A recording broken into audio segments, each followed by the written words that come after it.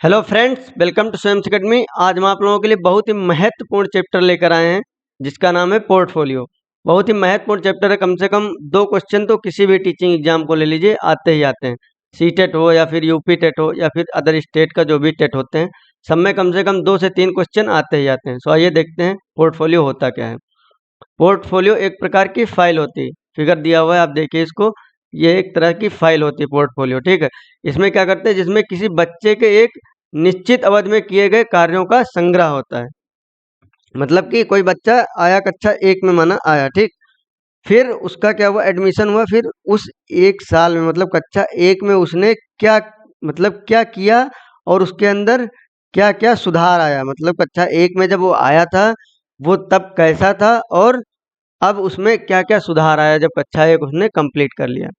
तो उसकी अच्छाइयाँ, प्रगति, उपलब्धियां और कमियां, और 1 साल में उसने क्या क्या गतिविधि की। मतलब शैक्षणिक प्लस सह शैक्षणिक, जैसे कि शिक्षा के साथ साथ कौन सी अन्य एक्स्ट्रा करिकुलर एक्टिविटीज में उसने भाग लिया, किस कॉम्पिटिटिव एग्जाम में भाग लिया या फिर किस खेल कूद में उसने भाग लिया और उसमें उसकी क्या स्थिति रही, मतलब उसने कैसा प्रदर्शन उसमें किया।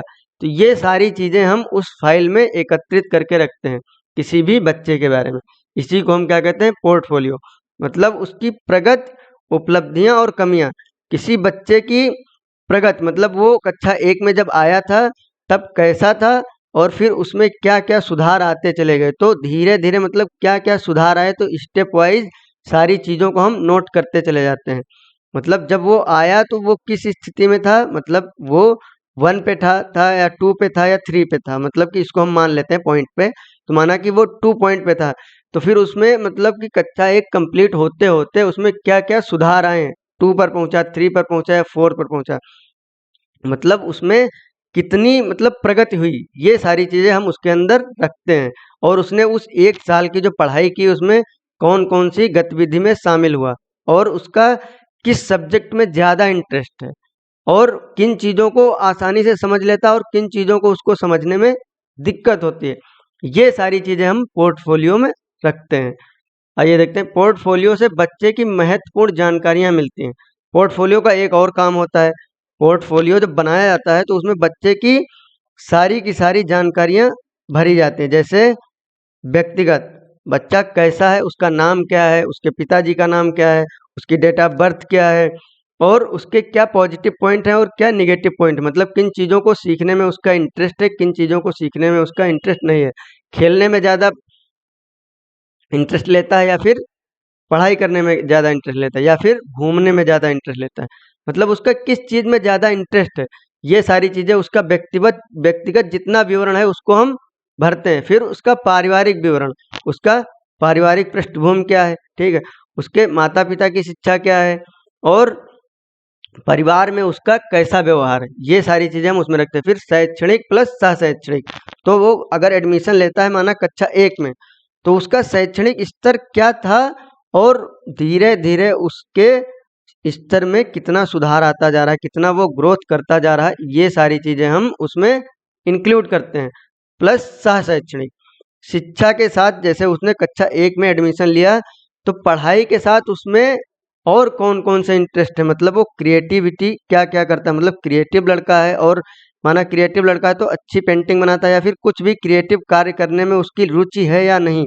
मतलब किसी भी संरचनात्मक कार्य करने में उसकी रुचि है या नहीं, या फिर खेल कूद में उसकी रुचि है, या फिर किसी अन्य एक्टिविटीज में, किसी कॉम्पिटिटिव एग्जाम में भाग लेने की, या फिर शिक्षा के साथ जितनी शिक्षा के अलावा मतलब सह शैक्षणिक मतलब पढ़ाई के साथ अन्य एक्टिविटीज जितनी हैं उनमें उसकी किस किस एक्टिविटी में रुचि ज़्यादा है और किस में कम है, ये सारी चीज़ें हम एक सूचीबद्ध करके उसमें रखते हैं। फिर उसकी सांस्कृतिक सांस्कृतिक मतलब कि किस संस्कृति से वो आता है, मतलब उसका सांस्कृतिक बैकग्राउंड मतलब सांस्कृतिक पृष्ठभूमि, किस संस्कृति से वो आता है, वो सारी चीज। फिर उसका सामाजिक स्तर मतलब उसका समाज में क्या स्तर है, सामाजिक बैकग्राउंड उसका क्या है, ये सारी चीजें हम उसमें रखते हैं। बच्चों के पोर्टफोलियो बनाने का यह उद्देश्य होता है कि इसकी सहायता से उनका मूल्यांकन करना आसान हो जाता है।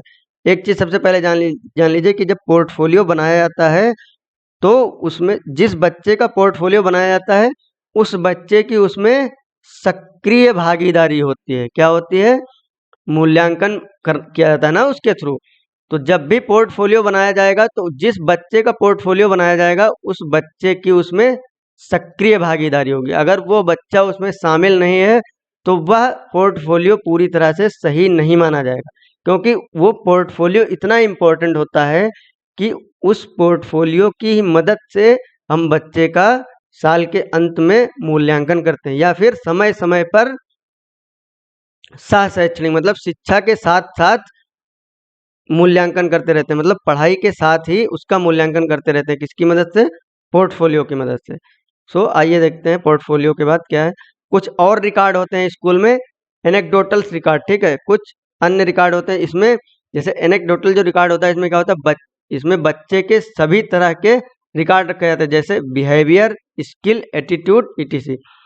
तो एनेक्डोटल जो होता है इसमें मतलब कि पोर्टफोलियो में जो चीज़ें रह जाती हैं, मतलब उसमें शामिल नहीं की जाती हैं, वो चीज़ें इसमें शामिल की जाती हैं। कि माना बच्चा पढ़ाई के दौरान कैसा बिहेवियर कर रहा है, मतलब उसकी कैसी प्रकृति है, लोगों के साथ वो कैसा व्यवहार करता है, कैसा रहन सहन है उसका, और अगर स्कूल आता है तो उसमें वहाँ पर उसकी कैसी एक्टिविटी रहती है, वो मतलब किन चीज़ों में ज़्यादा इंटरेस्ट रखता है, किन चीज़ों में कम, उसका बिहेवियर कैसा है, मेन चीज़ उसका व्यक्तित्व कैसा है, वो पढ़ाई के मामले में कैसा है, फिर उसकी स्किल्स क्या हैं। जैसे कि कोई बच्चा है खेलने में अच्छा है, कोई बच्चा क्या है पढ़ने में अच्छा है, कोई बच्चा पेंटिंग बनाने में अच्छा है, फिर कोई बच्चा क्या है नेतृत्व करने में, मॉनिटरिंग करने में, मतलब कि छोटे बच्चे ये होते हैं देखो क्लास में काफ़ी अच्छे से मैनेज करते हैं लोगों को, ठीक। तो उसका स्किल्स क्या क्या है, मतलब किन चीज़ों में, खेल कूद में या पढ़ाई में या अन्य एक्टिविटीज़ में उसके स्किल्स क्या क्या हैं। फिर एटीट्यूड, उसका रवैया कैसा रहता है पढ़ाई के मामले में, लोगों से, वहाँ के टीचर से, वहाँ के बच्चों के साथ, ठीक है, उसका कैसा रवैया रहता है, वो लोगों से कैसा बिहेव करता है, ये सारी चीज़ें उसमें एनेक्डोटल रिकॉर्ड जो होता है उसमें रखा जाता है। फिर कुमुलेटिव रिकॉर्ड, इसमें बच्चे के क्लास से संबंधित रिकॉर्ड, इसमें बच्चे के क्लास से संबंधित रिकॉर्ड, जैसे कि बच्चा का टेस्ट लिया गया तो उसका रिजल्ट क्या आया, और टेस्ट की कॉपी, टेस्ट की कॉपी, टेस्ट का रिजल्ट, और बच्चे ने क्लास में अन्य क्या चीज़ें की, ठीक, किन चीज़ों में उसका ज़्यादा अच्छे से इंटरेस्ट है, और वो अन्य चीज़ें क्या क्या करता रहता है जो क्लास में मतलब कि संबंधित क्लास में उसके चलते हैं। जैसे वो कक्षा 1 में है तो कक्षा 1 में जो चीज़ें मतलब कराई जा रही हैं उन चीज़ों में उसका क्या क्या इंटरेस्ट है, मतलब क्या क्या चीज़ें करने में वो ज़्यादा इंटरेस्ट रखता है, और क्या क्या एक्टिविटीज़ कराई गई, उनसे संबंधित जितने रिकॉर्ड होते हैं वो किस में रखे जाते हैं, कुमुलेटिव रिकॉर्ड में। फिर अटेंडेंस भी उसमें रखी जाती है, कुमुलेटिव रिकॉर्ड में ही अटेंडेंस भी आता है, और अचीवमेंट, बच्चे ने क्या क्या उपलब्धियां प्राप्त की, ये भी एनेक्डोटल में ही आता है। फिर आइए देखते हैं कुछ क्वेश्चन हमने इसी से संबंधित रखा हुआ है। पहला क्वेश्चन है, बच्चों की भाषाई क्षमता की क्रमिक प्रगति के बारे में बताने में सर्वाधिक मदद करता है। तो इसमें क्या होगा, पोर्टफोलियो, पोर्टफोलियो ही सबसे ज़्यादा मदद करता है। लिखित परीक्षा से तो होता नहीं है, अवलोकन से भी नहीं, जांच से भी नहीं, क्योंकि बच्चे की जो भाषाई क्षमता का क्रमिक प्रगति, मतलब इसको एक ऐसे एग्जाम्पल से समझते हैं, क्रमिक प्रगति बताया है तो बच्चा जब स्कूल में एडमिशन कराया था तब उसकी भाषा कैसी थी, वो किस तरह से बोलता था, किस तरह से बातों को समझता था, क्रमिक प्रगति। और धीरे धीरे अब एडमिशन कराने के बाद स्कूल जब रेगुलर आना स्टार्ट कर दिया तो धीरे धीरे भाषा की समझ और उसकी वर्तनी में क्या क्या सुधार आए हैं, मतलब वो धीरे धीरे क्रमागत, मतलब जैसे जैसे उसको पढ़ाया जा रहा है उसी तरह से उसमें धीरे धीरे क्रमागत तरीके से कितना सुधार आता जा रहा है, मतलब कितनी प्रगति करता जा रहा है। पहले बच्चा आएगा तो क्या करेगा, दो दो वर्ण से मिलकर जो अक्षर बने होंगे, जैसे का ओला कल, जा ओला जल, ये ऐसे लिखना स्टार्ट करता ना जब आता है। फिर धीरे धीरे क्या होता है, 3 वर्ण मिलाकर कमल, जलज, ऐसी चीजें लिखना स्टार्ट करता है। फिर धीरे धीरे वो पैराग्राफ लिखना स्टार्ट करता है। तो क्या होगा, बच्चों की भाषाई क्षमता की क्रमिक प्रगति, मतलब धीरे धीरे करके जो उसमें प्रगति आती है के बारे में बताने का सर्वाधिक मदद कौन करता है। तो जैसे जो पोर्टफोलियो होता है उसमें बच्चे के सारे रिकॉर्ड होते हैं, तो बच्चा जब आया था तो उसके अंदर भाषा की समझ कितनी थी, ये चीज पहले से लिखी रखी हुई है पोर्टफोलियो में, और आज वो अच्छी, मतलब कि आज उसमें किस स्थिति पर आज वो पहुंचा है। तो ये चीज़ हम तभी तो जान पाएंगे जब उसकी पूर्व की स्थिति पता होगी। तो माना पूर्व की स्थिति में जब वो आया था तो उसको छोटा बड़ा पूरा याद था। आज क्या है, वो 3 वर्ण मिलाकर जलज, पंकज ऐसे सब लिख ले रहा है, ठीक है, कमल ऐसे चीजें लिख ले रहा है अगर, तो क्या होगा, पहले जब वो आया था तो सिर्फ और सिर्फ छोटा बड़ा उसको मालूम था, और आज क्या है, 3 वर्ण मिलाकर एक अक्षर लिख लेता है। तो ये कैसे पता चला, पहले हमको ये चीज हमने देखा ना कि पोर्टफोलियो में उसका रिकॉर्ड रखा हुआ है कि जब वो आया था उसको सिर्फ छोटा बड़ा पता था, आज वो कमल, जलज, पंकज, कल ऐसे मतलब 2 वर्ण वाले, 3 वर्ण वाले और 1 मात्रा वाले शब्द लिखने में सक्षम हो चुका है। तो ये चीज हम किससे जान पाए, पोर्टफोलियो से, क्योंकि पोर्टफोलियो में उसकी जो भूत में मतलब कि भूतकाल में जो उसकी स्थिति थी जब वो आया था, तो वो चीज का रिकॉर्ड वहां पे रखा हुआ है कि उसको सिर्फ और सिर्फ छोटा बड़ा ही पता था। क्रमिक प्रगति क्या हुई कि उसको अब क्या पता हो गया है, 3 वर्ण मिलाकर अक्षर लिखना और उनको पढ़ना समझना उसको पता हो गया है।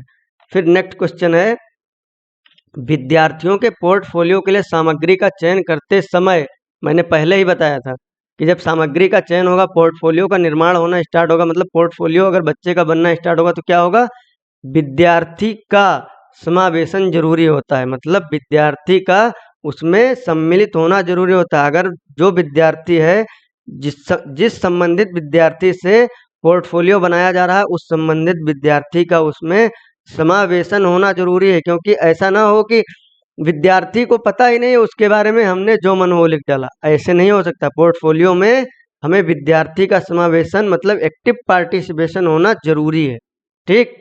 फिर क्या है, भाषा का पोर्टफोलियो हो सकता है, भाषा का पोर्टफोलियो हो सकता है। तो इसमें पहला ऑप्शन है प्रपत्रों का आकर्षक संग्रह, परियोजना कार्यों का संगठित संग्रह, प्रश्नानुसार लिखित उत्तरों का संग्रह और प्रपत्रों का संगठित और क्रमबद्ध संग्रह। तो यही होगा, प्रपत्रों का संगठित और क्रमबद्ध संग्रह।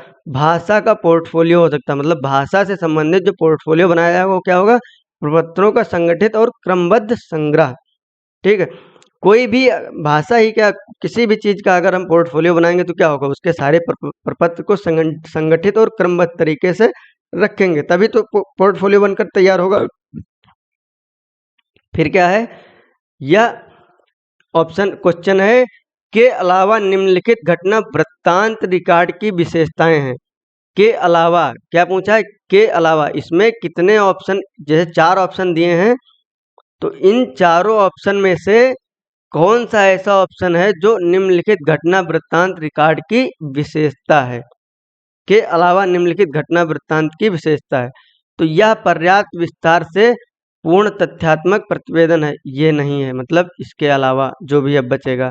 यह व्यवहार का व्यक्तिनिष्ठ साक्ष्य है, क्या लिखा है, घटना वृत्तांत रिकॉर्ड की विशेषताएं हैं, तो यह व्यवहार का व्यक्तिनिष्ठ साक्ष्य है और इसलिए यह शैक्षणिक क्षेत्र के लिए प्रतिपुष्टिका उपलब्ध मतलब फीडबैक उपलब्ध नहीं कराता है। फिर तीसरा ऑप्शन है, यह घटनाओं का सही वर्णन है, यह बच्चों के व्यक्तित्व विकास अथवा सामाजिक अंतः क्रियाओं को वर्णित करता है, तो इसका ऑप्शन 2 सही है, यह व्यवहार का व्यक्तिनिष्ठ साक्ष्य है और यह शैक्षणिक रिकॉर्ड के लिए कोई भी पुष्टि नहीं उपलब्ध कराता है, ठीक। फिर कक्षा में शिक्षार्थियों से कहा गया कि वे अपने समाज के लिए क्या कर सकते हैं, इसे दर्शाने के लिए एक नोटबुक में अपने कार्य की विविध शिल्प कलाओं को संयोजित करें, यह किस प्रकार की गतिविधि है। तो यह निबंधात्मक भी नहीं है, ठीक है, घटनाव्रत भी नहीं है, समस्या समाधान भी नहीं, यह क्या है, पोर्टफोलियो, क्योंकि क्या है, शिक्षार्थियों से कहा गया कि वे अपने समाज के लिए क्या कर सकते हैं, इसे दर्शाने के लिए एक नोटबुक में अपने कार्य की विविध शिल्प कलाओं को संयोजित करें। तो हमने पोर्टफोलियो के बारे में क्या पढ़ा था कि बच्चे की शैक्षणिक प्लस सह शैक्षणिक सोच मतलब सह शैक्षणिक गतिविधियों के बारे में हम उसमें रिकॉर्ड रखते हैं। तो क्या है, सह शैक्षणिक में आएगा कि समाज के लिए वो क्या कर सकते हैं, उसकी क्या करना है, नोटबुक में, इसे दर्शाने के लिए नोटबुक में अपने कार्य की विविध शिल्प कलाओं मतलब शिल्प कलाओं के साथ हमने मतलब कि वो समाज के लिए क्या कर सकता है उन चीजों को उसमें वो दर्शाएगा, तो ये एक तरह का पोर्टफोलियो ही है, ठीक। नेक्स्ट क्या है, प्राथमिक स्तर पर बच्चों का आकलन करने का सर्वश्रेष्ठ तरीका है पोर्टफोलियो। गृह कार्य ये नहीं हो सकता है, योगात्मक कार्य भी नहीं हो सकता है, आवधिक परीक्षण भी नहीं हो सकता, पोर्टफोलियो ऑप्शन सही है इसका। फिर क्या है, प्रत्ययों का बनते रहना एक प्रक्रिया है, संचयी प्रक्रिया है। प्रत्ययों का बनते रहना एक प्रक्रिया है, संचयी। सो आज के लिए इतना ही। हमारा ये यूट्यूब चैनल, ये टेलीग्राम चैनल है, इसमें आप लोग ज्वाइन करिए। जितने भी हम लेक्चर ले रहे हैं इनका सारा पीडीएफ नोट्स उसी में आप लोगों को मिल जाएगा। और नेक्स्ट चैप्टर को हम नेक्स्ट वीडियो में कवर करेंगे। तब तक के लिए इस वीडियो को लाइक करिए, अपने दोस्तों के साथ शेयर करिए और चैनल को सब्सक्राइब कर लिए, जिससे कि हम सारी वीडियो इसी चैनल पर डालते रहें और आप लोगों को मिलती रहें। So thank you so much, thank you.